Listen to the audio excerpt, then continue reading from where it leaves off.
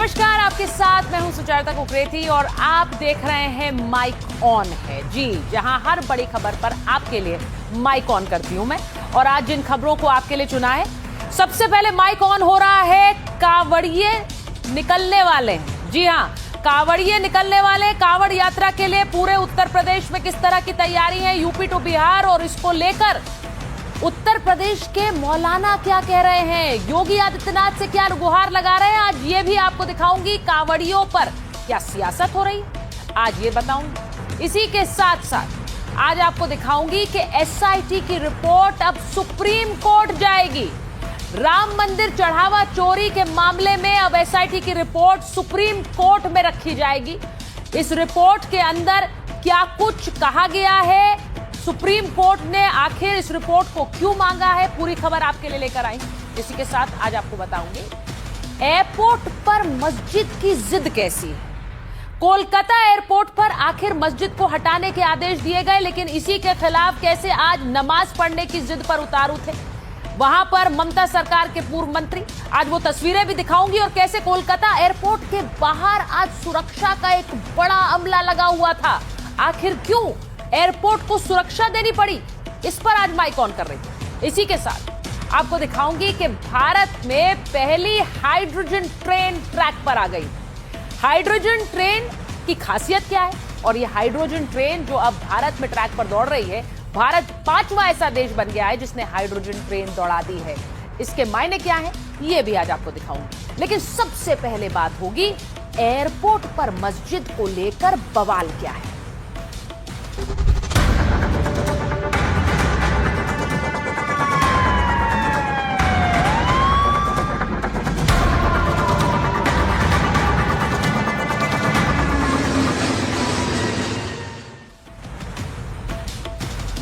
सबसे पहले बात होगी कोलकाता एयरपोर्ट पर मस्जिद पर बवाल।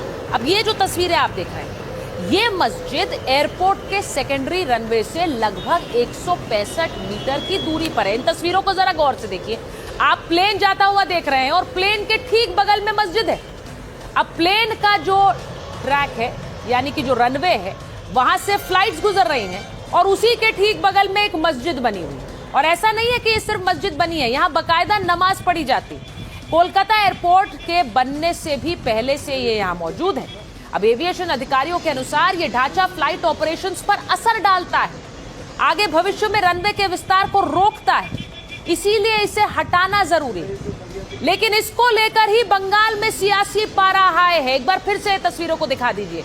देखिए कैसे रनवे जिस पर फ्लाइट्स दौड़ रही हैं और रनवे के ठीक बगल में मस्जिद बना हुआ है। कोलकाता की ये तस्वीरें हैं और यहीं से फ्लाइट्स उतरती रही। लेकिन क्या आपने कभी किसी एयरपोर्ट के ठीक बगल में किसी भी तरह का कोई धार्मिक ढांचा धार्मिक स्थल देखा है, कोई मंदिर मस्जिद देखा है? लेकिन कोलकाता में ये बना हुआ है। ये देखिए फ्लाइट दौड़ रही है और बगल में धार्मिक स्थल। अब आपको दिखाती हूं कि जब बंगाल की सरकार ने सीधे कहा कि इसे यहां से हटाना चाहिए क्योंकि एयरपोर्ट के विस्तार में यह बाधा डाल रहा है, तो वहां ममता सरकार के में मंत्री रहे सिद्दकुल्ला चौधरी ने पूरा हल्ला बोल दिया। उन्होंने कहा हम तो वहीं जाकर नमाज पढ़ेंगे, हमें वहां से कैसे कोई हटा सकता है। तो आज जब जुम्मे की नमाज पढ़ी जानी थी तो उससे पहले कोलकाता में इस एयरपोर्ट को सुरक्षा देनी पड़ी। अब वो तस्वीरें आपको दिखाती हूं। कोलकाता एयरपोर्ट के बाहर भारी सुरक्षा आज तैनात की गई थी, ये देखिए।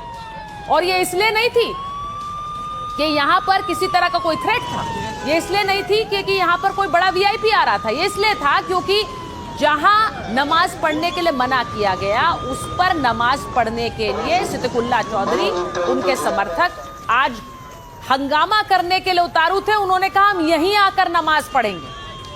तो ये तस्वीरें आज कोलकाता एयरपोर्ट के बाहर की आपको दिखा रही हूं। कोलकाता एयरपोर्ट के बाहर भारी सुरक्षा बल तैनात था और ये इसलिए क्योंकि जिस मस्जिद में नमाज न पढ़ने के लिए कहा गया, क्योंकि वो एयरपोर्ट स्ट्रिप के ठीक बगल में है, वहां नमाज पढ़ने की जिद सिद्दकुल्ला चौधरी और उनके समर्थकों ने की।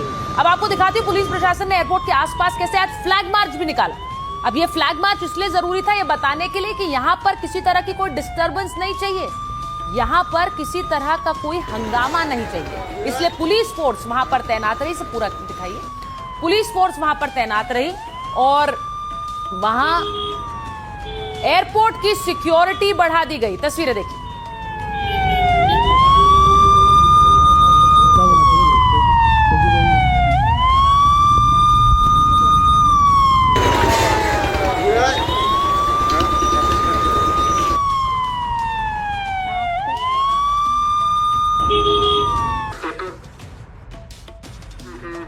বাঁকড়া মোড় এবং তার সংলগ্ন পার্শ্ববর্তী বিস্তীর্ণ এলাকায় ভারতীয় নাগরিক সুরক্ষা সংহিতার 163 ধারা অর্থাৎ 144 ধারা জারি করা হয়েছে। এই নির্ধারিত এলাকায় 4 জন বা তার तो ये जो आप तस्वीरें देख रहे हैं, ये बाकायदा वहां पर कोलकाता पुलिस ने लाउडस्पीकर से ऐलान करके कहा कि यहां पर आप लोग जमा मत होइए। यहां पर एयरपोर्ट के विस्तार को लेकर कोई फैसला लिया गया है। मस्जिद बिल्कुल एयरपोर्ट स्ट्रिप के पास है, इसे लेकर यह फैसला लिया गया और इसीलिए आज ये लाउडस्पीकर से वहां पर ऐलान करना पड़ा, जिससे कि लोग वहां इकट्ठा ना हो, क्योंकि ये कहा गया था कि हम जाकर जुम्मे की नमाज वहीं पढ़ेंगे, क्योंकि हम तो बहुत सालों से यही नमाज पढ़ते आए। अब आपको पूरा मामला जरा बताते हैं। कोलकाता एयरपोर्ट परिसर में बनी हुई मस्जिद पर रोक लगाई गई। मस्जिद को एयरपोर्ट से दूसरी जगह शिफ्ट करने की बात कही गई। ये इसलिए कही गई क्योंकि एयरपोर्ट के विस्तार में, एयरपोर्ट की सुरक्षा में यह माना जा रहा है कि इस मस्जिद की वजह से, क्योंकि वहां विस्तार नहीं हो पाएगा, एक धर्मस्थल बिल्कुल एयर स्ट्रिप के बगल में बना हुआ है। अब इसे लेकर मस्जिद कमेटी के कुछ लोग तो पक्ष में थे और कुछ इसके विरोध में थे। अब पूर्व मंत्री सिद्दकुल्ला चौधरी ने वही नमाज पढ़ने का ऐलान किया, जुम्मे की नमाज उसी मस्जिद में कराई जाए। इस पर वो अड़े रहे। सिद्दकुल्ला चौधरी ने कहा कि अगर हमें रोका जाएगा तो हम विरोध करेंगे, हम सड़कों पर उतरेंगे। सिद्दकुल्ला चौधरी के ऐलान के बाद पुलिस प्रशासन वहां सतर्क हो गया, क्योंकि आज जुम्मा था। एयरपोर्ट सिद्दकुल्ला चौधरी के घर के बाहर पुलिस बल तैनात किया गया, यानी न सिर्फ एयरपोर्ट बल्कि सिद्दकुल्ला के घर पर भी पुलिस बल आज तैनात था। स्थिति कंट्रोल में करने के लिए बीएनएस की धारा 163 भी लगा दी गई थी। अब आप सोचिए कि पश्चिम बंगाल में शुभेंदु सरकार एयरपोर्ट का विस्तार चाह रहे हैं, लेकिन धार्मिक स्थल को वहां से अभी हाल के लिए लोगों से कहा गया है कि नमाज पढ़ने मत जाइए, लेकिन इसे लेकर वहां हंगामा बरपा हुआ है। एयरपोर्ट पर बनी मस्जिद में नमाज पढ़ने पर रोक लगी तो उसके सामने ही दूसरी मस्जिद में नमाज अदा करने के लिए लोग पहुंच गए। हमारी संवाददाता सहयोगी मनोज्ञा लोहेवाल एक रिपोर्ट वहां से करके लाई, वो आपको दिखाते। पश्चिम बंगाल की शुभेंदु अधिकारी सरकार ने कोलकाता एयरपोर्ट पर बांकड़ा मस्जिद में नमाज पर रोक लगा दी है। 136 वर्ष पुरानी इस मस्जिद में लगातार नमाज पढ़ी जाती थी और बांकड़ा मस्जिद इसका नाम इसलिए पड़ा था क्योंकि बांकड़ा गांव, जो कि इस तरफ है, वहां के लोग जाकर एयरपोर्ट में रनवे 2 पर इस मस्जिद में नमाज पढ़ते थे। एयरपोर्ट का रनवे 2, वहां पर जाने के लिए गेट नंबर 7 का इस्तेमाल किया जाता था, जो कि 6 नंबर कियोस्क के पास से होकर गुजरता है। आईडी कार्ड दिखाना पड़ता था कि वो बांकड़ा के रहने वाले हैं और उसके बाद उन्हें अंदर जाकर नमाज पढ़ने की परमिशन दी जाती थी। क्योंकि अब बांकड़ा मस्जिद में नमाज नहीं पढ़ी जाएगी, इसलिए अब बांकड़ा खाली मस्जिद में, जो कि इस पार है, उसमें नमाज पढ़ी जा रही है। पर इन सब के बीच में सुरक्षा के चाक चौबंद इंतजाम किए गए हैं। विधाननगर कमिश्नरेट द्वारा लगातार यहाँ पर पुलिस की तैनाती की गई है, सेंट्रल पैरामिलिट्री फोर्सेस की तैनाती की गई है और बांकड़ा का ये पूरा इलाका इस समय एक छावनी में तब्दील कर दिया गया है। तो आप देखिए कोलकाता में हो क्या रहा है। कल सिद्दकुल्ला चौधरी ने हाथों पर काली पट्टी बांधकर विरोध करने का आह्वान किया था, तो आज लोग उसी अंदाज में विरोध जता रहे थे। ये जो तस्वीर आप देख रहे हैं, जो लोग नमाज पढ़ने पहुंचे कोलकाता में दूसरी मस्जिद पर, उन्होंने अपने हाथों पर काली पट्टी बांधी हुई थी और वो विरोध जता रहे थे। सिद्दकुल्ला चौधरी ने कहा था कि आप इसका विरोध करिए और हाथों पर काली पट्टी बांध कर जाइए। अब दूसरी मस्जिद में भी सिद्दकुल्ला चौधरी ने नमाज अदा की, वो भी हाथ पर काली पट्टी बांध कर आए थे। अब ये देखिए, ये तस्वीर उनकी आई, क्योंकि उन्हें उस मस्जिद में नहीं जाने दिया गया। आह्वान ये किया था उन्होंने कि हम वहां जाएंगे और वहीं नमाज पढ़ेंगे, लेकिन क्योंकि पुलिस प्रशासन ने जाने नहीं दिया तो वो हाथ पर काली पट्टी बांधकर नमाज पढ़ने गए। अब आपको बताती हूँ कि नमाज अदा करने पहुंचे लोगों ने इस पूरे विवाद पर क्या कहा है, जरा उन्हें भी सुनिए। क्या करेगा बोलो, हमारा कोई ताकत है करने का? सरकार जो बोलेगा एक मानने होगा क्या। हाँ, इधर से जाता है 12 बजे सर से, अभी तो 60 बरस हमको तब बंद कर देता है, जबरदस्ती बंद कर दिया। पूरा दुख है, दुख का मात्रा। पहले सबसे आगे पहले देश का बारे में अगर ये मस्जिद हटाना चाहिए तो ये बात अलग है, बात करके करना चाहिए। एक ऐसे ताला मार के हम लोग का अंदर नहीं जाने दे रहे, कोई बात नहीं कर रहे। तो उधर में नमाज पढ़ता है 5 वक्त, अभी रोक दिया, क्या करेगा? ये सरकार है, ये करता है, क्या करेगा? वो तो एयरपोर्ट में भीतर है, लेकिन जाने आने तो असुविधा होता ही है। डिलेट हो जाए तो अच्छा होगा। तो वहाँ जो लोग नमाज अदा करने आ रहे थे उनको आपने सुना। अब आपको बताऊं, एयरपोर्ट से मस्जिद शिफ्ट करने को लेकर सिद्दीकुल्ला चौधरी आज भी सरकार पर हमलावर दिखे। उन्होंने कहा कि कोई नोटिस नहीं दिया गया, बातचीत करने की कोशिश तक नहीं की गई। साथ ही रथ यात्रा को लेकर भी कई सवाल उठाए। सुनिए। 136 साल के मस्जिद 62 में एक्वायर किया, भूल आपकी है, आपने एक्वायर किया है। मस्जिद हमारी है। दुनिया में ऑस्ट्रेलिया से फोन आ रहा है, बांग्लादेश से फोन आ रहा है, फला से फोन आ रहा है, तो हम किससे कहेंगे? हमसे बात नहीं कर सकते थे। पहले लाट साहब हैं जी, हम घास खोदते हैं, हम टेररिस्ट हैं। सड़क पर इबादत नहीं होती तो कल जो है रथ यात्रा के लिए क्यों किया है? कौन जवाब देगा? कोर्ट का ऑर्डर था? मैं पूछना चाहता हूँ, कहीं कोर्ट का ऑर्डर नहीं। थाना में एक चिट्ठी दिया, लोकल एमएलए एमपी रिकमेंड किया, दिस इज एनफ। हमें क्यों सबक सिखाते हो? वो हिंदू भाई का अगर हक है, मुसलमान का हक नहीं है। टेम्पोरली आज नमाज पढ़ाते हुकूमत नाक नीचे हो जाती। हुकूमत का जो दिल देख लिया, एंटी मुस्लिम है, एक कम्युनल है।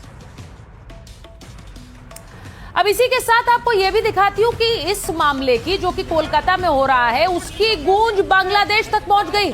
कोलकाता में एक्शन और बांग्लादेश में प्रदर्शन हो रहा है। एयरपोर्ट से मस्जिद हटाने का विरोध उधर हो रहा है। सौरभ सिकदर को फांसी दो के नारे लगाए जा रहे हैं। सौरभ सिकदर वहां से विधायक है और ये नारेबाजी हो रही है बांग्लादेश में, क्योंकि मस्जिद हटाने की बात हो रही है एयरपोर्ट विस्तार को लेकर, तो गूंज बांग्लादेश तक।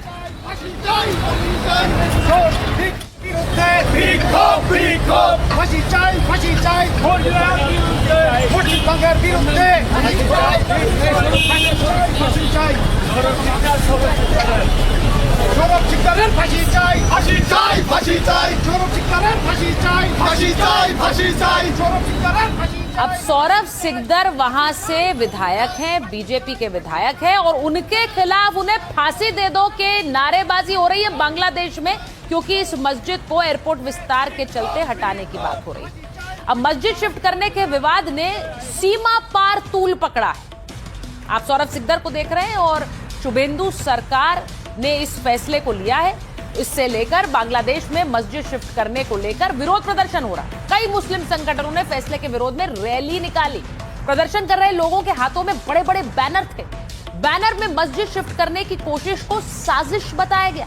प्रदर्शनकारियों ने बीजेपी विधायक के खिलाफ नारेबाजी की। बीजेपी विधायक को जान से मारने की धमकी वाले नारे लगाए।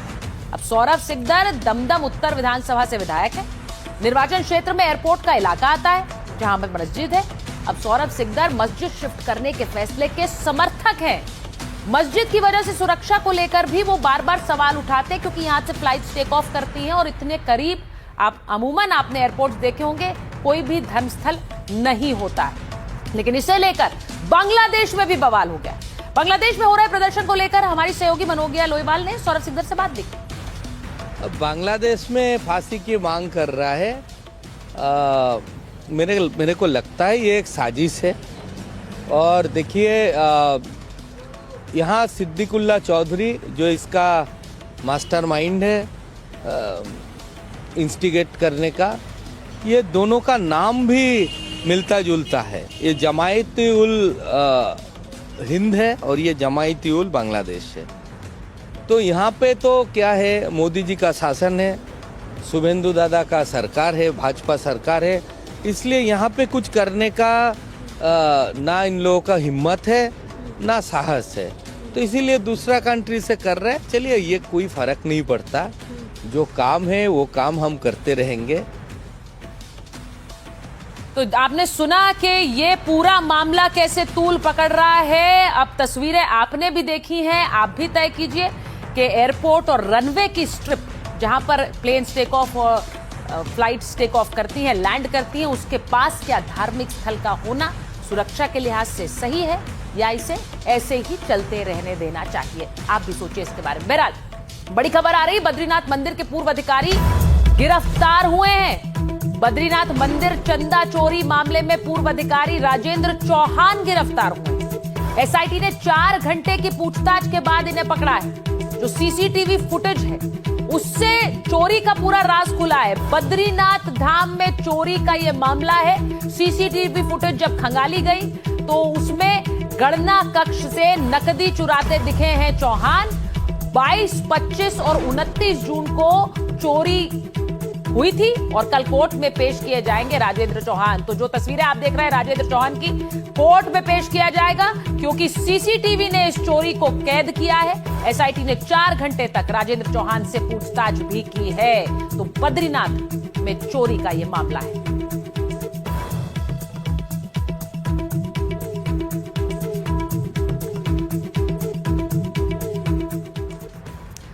तो आपने देखा कि बद्रीनाथ में जिस तरह से चढ़ावा चोरी को लेकर आरोप लगे उसमें कोर्ट में पेशी है, वहीं दूसरी तरफ राम मंदिर में चढ़ावा चोरी के बाद अब शुद्धिकरण की मुहिम चलाई जा रही है। 10 दिन की शुद्धिकरण की प्रक्रिया शुरू हो गई है। जो तस्वीरें आप देख रहे हैं ये मंत्रोच्चार हो रहा है। मंत्रोच्चार जिसके जरिए वहां पर राम मंदिर में हुए चढ़ावा चोरी का पश्चाताप हो रहा है।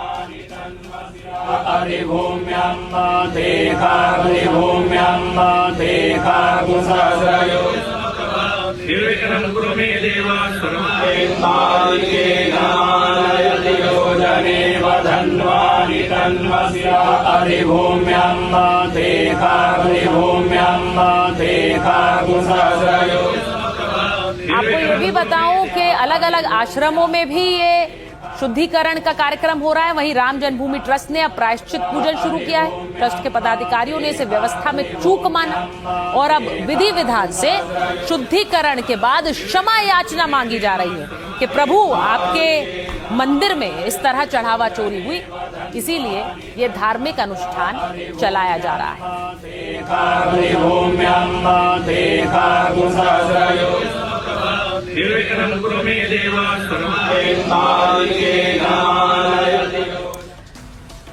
तो राम मंदिर में चढ़ावा चोरी के बाद ये शुद्धिकरण हो रहा है। यज्ञशाला में पूजा अर्चना की जा रही है। रामायण के पाठ के साथ ये पूजा अर्चना हो रही है।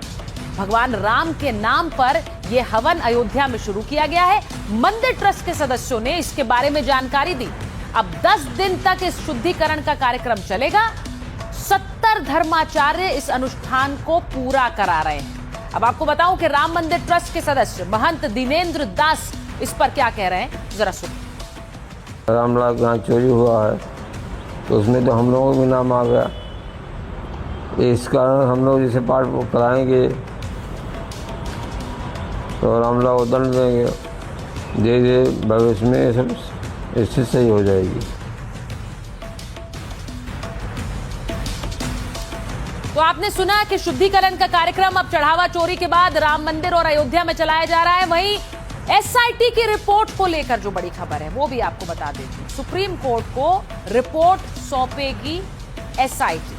सुप्रीम कोर्ट के निर्देश पर यह रिपोर्ट सौंपी जाएगी। एसआईटी ने अंतिम रिपोर्ट के लिए अभी समय मांगा है क्योंकि रिपोर्ट पूरी अंतिम पेश नहीं की गई है। तो सोमवार को सुप्रीम कोर्ट में अंतरिम रिपोर्ट सौंपी जाएगी। दान को लेकर वित्तीय अनियमितता का यह मामला है और रिपोर्ट के बाद मैनेजमेंट में बड़े बदलाव हो सकते हैं, ये भी बताया जा रहा है। तो सुप्रीम कोर्ट में अब एसआईटी की जो अंतरिम रिपोर्ट है वो सोमवार को जाएगी और इसके बाद पूरी रिपोर्ट भी सुप्रीम कोर्ट में ही रखी जाएगी। अब जहां एक तरफ यूपी में चढ़ावा चोरी को लेकर सियासत भी तेज है, वहीं यूपी में अवैध अतिक्रमण पर बुलडोजर भी चल रहा है। दूसरी तरफ कांवड़ यात्रा को लेकर योगी सरकार एक्शन में भी। सुरक्षा का पूरा खाका तैयार किया जा रहा है। कैसे कांवड़ यात्राएं निकलेंगी, किस रूट से निकलेंगी और वहां सुरक्षा बंदोबस्त क्या होगा। तो यहां जो 2 तस्वीरें आपको दिखा रही हूं, दोनों के बारे में एक एक करके बताते हैं। सबसे पहले यूपी के प्रतापगढ़ में कांवड़ यात्रा से पहले सड़कों पर उतरे एसपी दीपक दुग्गल। घंटाघर से बाजार तक पैदल गश्त किया। सुरक्षा व्यवस्था का उन्होंने जायजा लिया। अब उत्तर प्रदेश में अलग अलग जगहों पर यह यात्रा निकलती है और इसीलिए अलग अलग जगहों पर जब यात्रा निकलती है अलग अलग जिलों में सुरक्षा व्यवस्था का जायजा लिया जा रहा है, क्योंकि सख्त निर्देश योगी सरकार की तरफ से हैं। वो आगे आपको बताऊंगी। मुजफ्फरनगर में कांवड़ रूट पर एक्शन में प्रशासन था, फ्लैग मार्च वहां पर निकाला गया है। अब जिन जिन इलाकों से ये रूट पहले से निर्धारित है, लोग शिवरात्रि के मौके पर जिस तरह से चढ़ावा शिवरात्रि के मौके पर जल लेकर जाएंगे और शिवरात्रि पर भगवान शिव का रुद्राभिषेक करेंगे, उससे पहले सारे रूट्स पर ये तैयारी है।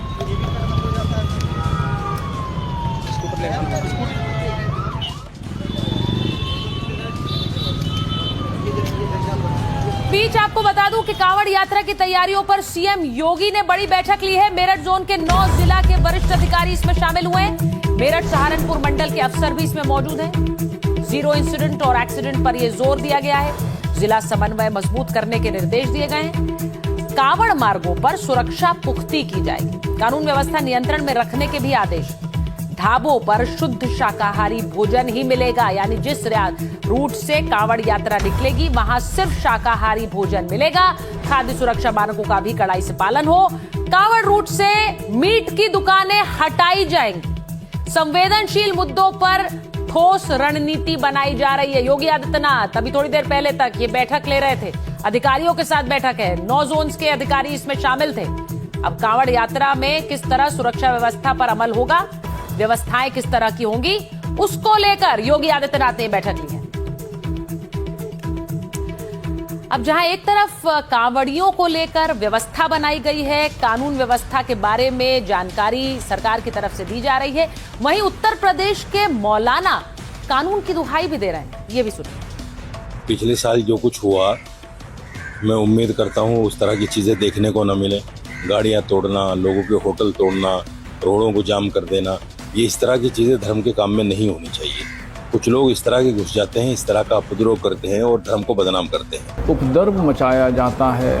ऐसे लगता है कि हर कांवड़ यात्री ने कानून को अपने हाथ में ले लिया है। ये चीज़ें नहीं होना चाहिए। इससे तनाव फैलता है और विवाद खड़ा होता है। कांवड़ यात्रा सकुशल निकले, ये हर व्यक्ति चाहता है। जो शासन प्रशासन के दिशा निर्देश आए, मुसलमान लोगों ने भी उसको फॉलो किया है। अब कांवड़ यात्रा के लिए भी शासन प्रशासन के जो दिशा निर्देश होंगे, यानी उसके एतबार से वो लोग अपनी यात्रा को निकालेंगे और सरकार इसमें बेहतर इंतजाम कर रही है और करने भी चाहिए, और इसमें किसी को कोई आपत्ति नहीं है। इसमें तो आपने उत्तर प्रदेश के मौलानाओं को सुना, कांवड़ियों को लेकर एक उपद्रव कहीं ना मचे, ये डर रहता है। यूपी के मुख्यमंत्री ने आज कांवड़ियों से अपील की। उन्होंने कहा कि किसी भी हुड़दंगी को अपने बीच में मत आने दो, नहीं तो विरोधियों को मौका मिल जाएगा।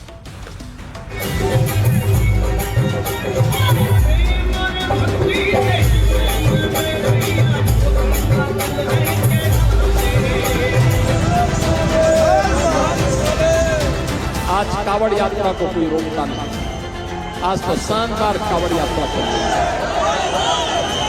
सरकार उनकी सुरक्षा के लिए, उनकी सुविधा के लिए और उनकी भक्ति को साकार करने के लिए हर प्रकार का सहयोग कर रही है। सावन के पावन महीने में 30 जुलाई से शुरू होने वाली कांवड़ यात्रा के लिए योगी सरकार ने अपनी तैयारियां पूरी कर ली हैं। चप्पे चप्पे पर जवान तैनात हैं। कोने कोने पर एआई कैमरों से नजर रखी जा रही है। यात्रा में कोई दिक्कत न आए, इसके लिए योगी कवच एक्टिव कर दिया गया है। अब यूपी के सीएम योगी आदित्यनाथ ने शिव भक्तों से अपील भी की है। डबल इंजन सरकार है। आज कांवड़ यात्रा को कोई रोकता नहीं। आज तो शानदार कांवड़ यात्रा चल रही है। सुरक्षा सरकार उसके साथ खड़ी है, प्रशासन उनकी सेवा में खड़ी है। मैं सभी कांवड़ संघों से विनम्र अपील करूंगा, बहनों और भाइयों, मैं उनसे अपील करूंगा कि याद रखना, हम सब श्री राम के वंशज हैं, श्री कृष्ण के अनुयायी हैं और भोले शंकर के भक्त हैं। हम सब इस बात को ध्यान रखेंगे, राम की मर्यादा, कृष्ण की लीला और शंकर की समरसता और जीवंतता हमेशा हमें आगे बढ़ने के लिए प्रेरित करती है। जीवन में अनुशासन और धैर्य ये हमारी सबसे बड़ी पूंजी होनी चाहिए। छोटी छोटी बातों को लेकर के कहीं हुड़दंगई नहीं होनी चाहिए। सीएम योगी ने समाजवादी पार्टी पर भी निशाना साधा। सपा सरकार का इतिहास याद दिलाते हुए दावा किया कि पहले यात्रा पर प्रतिबंध लगाया जाता था, लेकिन अब आस्था का सम्मान किया जाता है। याद रखना, ये सभी हुड़दंगई या कहीं कोई गुंडागिर्दी होती है, इस प्रकार के दृश्य, कोई अनुशासनहीनता होती है, तो इस प्रकार के दृश्य जितने भी विरोधी हैं ये सभी लोग एक नोट करके रखेंगे और फिर कावड़ यात्रा को पूर्व की भांति प्रतिबंधित करने के लिए लोग एन केन प्रकारेण तमाम अन्य जगहों से दबाव बनाने का प्रयास करेंगे। लेकिन मैं कहूंगा सरकार उनकी सुरक्षा के लिए, उनकी सुविधा के लिए और उनकी भक्ति को साकार करने के लिए हर प्रकार का सहयोग कर रही है। यही तो डबल इंजन सरकार है जो आस्था का सम्मान कर रही है। तो कांवड़ यात्रा को लेकर जिस तरह तैयारियां हो रही हैं, अक्सर कांवड़ यात्रा पर बात होती है, लेकिन पहला कांवड़िया कौन था, इसे लेकर धार्मिक और पौराणिक मान्यताओं के अनुसार बहुत सी चर्चा है। पहला कांवड़िया किसी एक व्यक्ति को नहीं माना जाता, बल्कि इसके पीछे अलग अलग कथाएं प्रचलित हैं। मुख्य रूप से 4 प्रसंग इसमें सामने आते हैं। सबसे प्रसिद्ध कथा में एक के अनुसार लंकापति रावण विषपान के समय भगवान शिव के कंठ की जलन को शांत करने के लिए पहली बार कांवड़ में गंगा जल भरकर जलाभिषेक के लिए पहुंचे थे। इसी के साथ कुछ मान्यताएं कहती है कि पहले कांवड़िए भगवान परशुराम थे। कई विद्वानों के अनुसार भगवान विष्णु के अवतार परशुराम त्रेता युग के पहले कांवड़िए थे। उन्होंने गढ़मुक्तेश्वर से कांवड़ में गंगा जल लाकर बागपत के पास स्थित पूरा महादेव मंदिर में शिव जी का अभिषेक किया था। वहीं कई मान्यताएं श्रवण कुमार को मानती है पहला कांवड़िया। वो अपने अंधे माता पिता को कांवड़ में बिठाकर यात्रा कराने वाले श्रवण कुमार पहले कांवड़िया थे। और कई मान्यताएं ऐसे कहती हैं कि प्रभु श्री राम भगवान राम ने पहले कांवड़िए बनकर दूसरों को दिशा दिखाई। वो जल भरकर बैद्यनाथ धाम में शिव जी का अभिषेक करने के लिए पहुंचे थे। तो ये कथाएं हमारी लोक कथाओं में प्रचलित हैं। तो पहला कांवड़िया कौन था, क्योंकि अब कांवड़ियों की एक भीड़ लगी रहती है जो आस्था के साथ जल भर कर लाते हैं। लेकिन ये जानकारी आपको पता होनी चाहिए। जहां एक तरफ कांवड़ियों के लिए तैयारी है, वहीं दूसरी तरफ संभल में अवैध अतिक्रमण पर बुलडोजर चल रहा है। उत्तर प्रदेश में ये जो तस्वीर आप देख रहे हैं, अवैध इमामबाड़े पर बुलडोजर एक्शन, ये तस्वीर दिखा दीजिए जरा।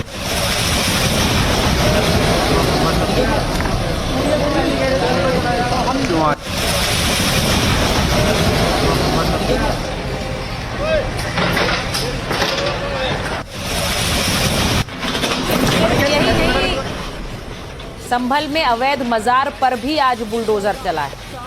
उत्तर प्रदेश में अवैध अतिक्रमण पर बुलडोजर लगातार चलता रहा है। उसी क्रम में आज संभल में बुलडोजर चला। भारी पुलिस फोर्स तैनात की गई। एसपी और डीएम ने मोर्चा संभाला, क्योंकि यहां पर अवैध अतिक्रमण के खिलाफ कार्रवाई होगी। और ये सरकार ने पहले ही कह दिया है कि जहां जहां अतिक्रमण करके जमीन घेरी गई है, वहां पर कंस्ट्रक्शन गिराए जाए। अब ये इसलिए आपको दिखाया क्योंकि उत्तर प्रदेश के मुख्यमंत्री संभल जाने वाले हैं और उनके दौरे से पहले ये बुलडोजर चल गया। अवैध इमामबाड़ा और मजार को हटाया गया। लेखपाल की रिपोर्ट पर धारा 67 के तहत ये कार्रवाई हुई। 312 वर्ग मीटर बंजर भूमि पर अवैध निर्माण कर लिए गए थे और 1 महीने पहले ही प्रशासन ने यहां नोटिस दिया था। जमीन की पहचान और पैमाइश की कार्रवाई की थी। ग्रामीणों ने अवैध निर्माण पर दावा पेश नहीं किया। बाद में प्रशासन की टीम अतिक्रमण हटाने के लिए पहुंची है, जिसकी तस्वीरें मैंने आपको दिखाई। अब बात आपको एक ऐसी खबर की जिसे आपको जानना भी चाहिए और उसकी जानकारी हम आपको देंगे कि आज कैसे भारत में पहली हाइड्रोजन ट्रेन दौड़ी।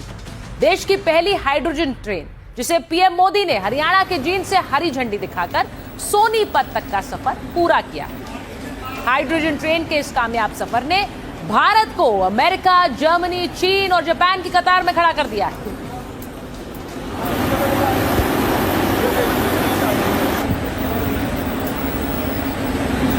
प्रधानमंत्री नरेंद्र मोदी ने हरी झंडी दिखाई और ये हाइड्रोजन ट्रेन खास क्यों है ये आगे आपको बताऊंगी, लेकिन ये वीडियो देश की पहली हाइड्रोजन ट्रेन के अंदर का है। नमो ग्रीन रेल नाम की इस ट्रेन का इंटीरियर आधुनिक सुविधाओं से लैस है, सीटें शानदार हैं, लोग आज बैठकर सवारी करने पहुंचे और उसके बाद उन्होंने क्या कहा ये भी आपको दिखाऊंगी। स्टेशन की जानकारी देने के लिए डिब्बों में डिजिटल डिस्प्लेज लगाए गए हैं। स्कूल के बच्चे आज तिरंगा हाथ में लिए इस ट्रेन की सवारी करने पहुंचे। तो आपको बताती हूं कि जींद से सोनीपत के बीच 90 किलोमीटर का सफर ये हाइड्रोजन ट्रेन तय करेगी। पर्यावरण को किसी तरह का नुकसान ये नहीं पहुंचाती। इस ट्रेन से धुआं नहीं निकलता है, सिर्फ भाप निकलती है। अपने फ्यूल सेल में हाइड्रोजन ऑक्सीजन को ये मिलाती है और इससे पैदा बिजली से ट्रेन की मोटर आगे चलती है। डीजल इंजन के मुकाबले हाइड्रोजन ट्रेन में शोर भी कम, वाइब्रेशन भी बेहद कम है, सफर आरामदायक रहता है। भारत में चली पहली हाइड्रोजन ट्रेन पूरी तरह से स्वदेशी है। इसमें 10 कोच, विदेश में एसी ट्रेन में 3 से 4 डिब्बे होते हैं, इसमें 10 है। 110 किलोमीटर प्रति घंटे की रफ्तार से सफर तय कर सकती है और एक बार ईंधन भरने के बाद 250 से 350 किलोमीटर ये ट्रेन चल सकती है। किराया आम लोगों को ध्यान में रखकर तय किया गया है, तो इसका किराया मात्र 5 रुपए से 25 रुपए के बीच रखा गया है। जहां बिजली की ट्रेन के मुकाबले ये आसानी से भी चलेगी। लॉन्ग टर्म में तेल पर निर्भरता कम करने में मदद मिलेगी। हाइड्रोजन ट्रेन चलाने वाला भारत दुनिया का 5वां देश बन गया है। और जरा सुनिए, प्रधानमंत्री नरेंद्र मोदी ने आज इस हाइड्रोजन ट्रेन को जब हरी झंडी दिखाई तो क्या कहा। साथियों, जींद से सोनीपत को चलने वाली हाइड्रोजन ट्रेन दुनिया की सबसे ताकतवर हाइड्रोजन ट्रेन है।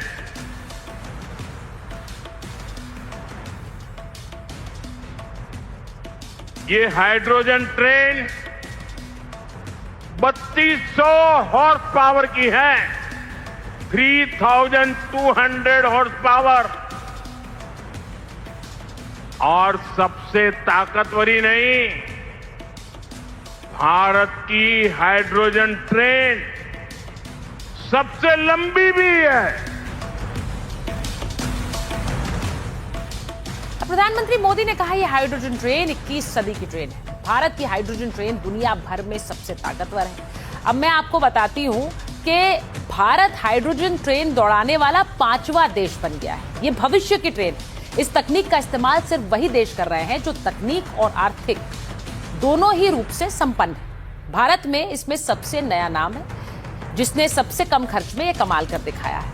अब आपको बताऊं कि अलग अलग देशों ने कितने पैसे लगाकर इस ट्रेन को बनाया है। हाइड्रोजन ट्रेन पर अमेरिका की लागत 1800 करोड़ रुपए आई है हाइड्रोजन ट्रेन बनाने में। चीन ने तकरीबन 985 करोड़ रुपए लगाकर इस हाइड्रोजन ट्रेन को बनाया है। जर्मनी ने 800 करोड़ रुपए लगाकर इस ट्रेन को बनाया। जापान ने 250 करोड़ लगाकर और भारत ने 136 करोड़ में इस हाइड्रोजन ट्रेन को तैयार किया है। मेड इन इंडिया ये हाइड्रोजन ट्रेन जो कि आपको आरामदायक सफर देने के लिए तैयार है। इस ट्रेन में सफर करने वालों से हमारे सहयोगी ऐश्वर्या जैन ने बात की। बहुत बड़ा मौका है और पूरे देश के लिए सबसे ज्यादा जींद के लिए गर्व की बात है जो इतनी बड़ी हाइड्रोजन ट्रेन जींद को मिली है। आप लोग ने देखा मोदी जी? हाँ जी देखा जी। इस ट्रेन में सफर बहुत अच्छा लग रहा है जी। स्वप्न है हमारे लिए कि ऐसी चीज जो मोदी जी ने जींद को दी है, मैं भावना से बहुत भाव विभोर हो रहा हूँ। कैसा लग रहा है आप लोगों को? फर्स्ट पॉकेट फ्रेंडली भी है, इको फ्रेंडली भी है और साथ ही हमारे देश के लिए गर्व का और सम्मान का विषय भी है कि आज हम उन देशों में शामिल हो गए जो अपने आप को सुपर पावर मानते थे, लेकिन मेड इन इंडिया इस ट्रेन ने कमाल कर दिया। हमारी इंजीनियरिंग का एक कमाल का जो नमूना हमारे सामने आया है। और अब आज माइक ऑन कर रही हूं जंतर मंतर पर चल रही सोनम वांगचुक के भूख हड़ताल पर। सोनम वांगचुक को लेकर लगातार चर्चा हो रही है। सोनम वांगचुक की भूख हड़ताल का शुक्रवार को 20वां दिन है। सोनम वांगचुक ने समर्थकों से बड़ी संख्या में जंतर मंतर पर जुटने की अपील की है। आप सोनम वांगचुक की तस्वीरें देख रहे हैं, वो लगातार भूख हड़ताल पर है और उनसे मिलने आने वालों की संख्या बढ़ती जा रही। जंतर मंतर पर अनशन कर रहे सोनम वांगचुक से मिलने के लिए विपक्षी दलों के नेताओं का वहां तांता लगा हुआ है। आज एनसीपी पवार गुट की कार्यकारी अध्यक्ष सुप्रिया सुले पहुंची। कांग्रेस के नेता पवन खेड़ा भी वहां आज पहुंचे। 20 दिन में यह पहला मौका है जब सोनम वांगचुक के मंच पर कांग्रेस का कोई जाना माना चेहरा पहुंचा है। इसके अलावा अरविंद केजरीवाल और डिंपल यादव भी सोनम वांगचुक के मंच पर पहुंचे।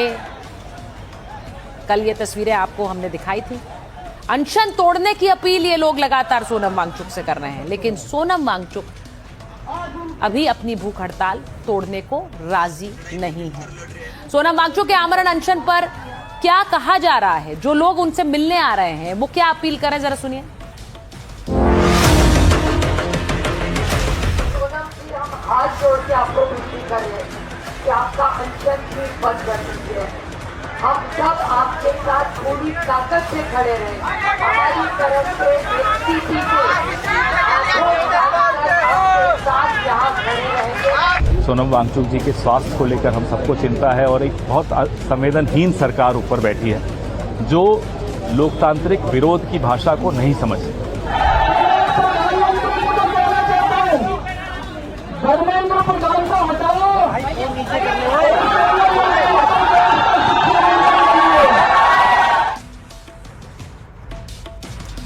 अब आपको बताती हूँ कि दिल्ली में सोनम वांगचुक के अनशन का आज 20वां दिन है। जंतर मंतर पर अनशन कर रहे हैं सोनम वांगचुक। 20 जुलाई तक जिंदा रहना चाहता हूँ ये कह रहे हैं। कॉकरोच जनता पार्टी 20 जुलाई को संसद घेरेगी। मार्च नाकाम हुआ तो भूत बनकर लौटूंगा ये भी कह रहे हैं। नीट पेपर लीक के खिलाफ सीजेपी प्रदर्शन कर रही है और सीजेपी ने 20 जून से आंदोलन की शुरुआत की थी। 28 जून से सोनम वांगचुक आंदोलन में शामिल हुए। सोनम ने 28 जून से ही आमरण अनशन शुरू किया है।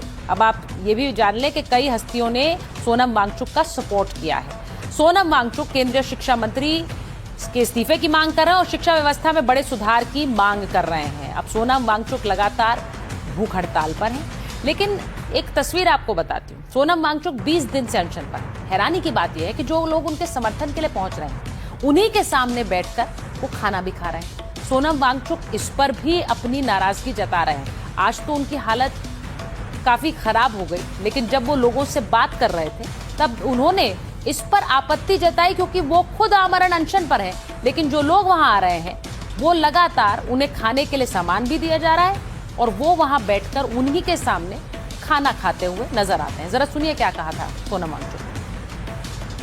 कि आप लोग क्या करते हैं, आप लोग यहाँ ठूस ठूस के खाना खाते हैं, वो मुझे थोड़ा दुखद लगता है।